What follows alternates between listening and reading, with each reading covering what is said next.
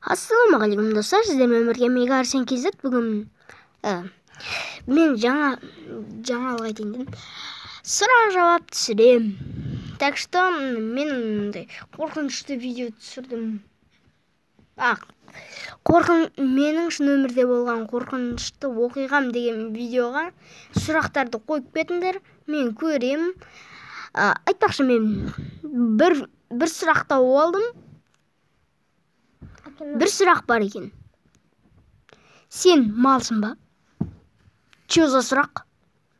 Ау, пока-пока, чау. 2-3 күннен кейін осы видео шығады. 2-3 күнде үлгеріңдер. Тез. Енді азғантай болып қалмасын.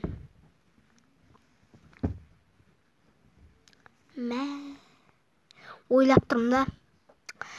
449 ба, 454 ба, сондай бір подписчигім бар ғой енді. Сол подписчиктерім бәрі көріп, сол сұрақтардың бәріне жауап берсем, 15 минуттан асып кетеді ғой. Пока-пока, чау.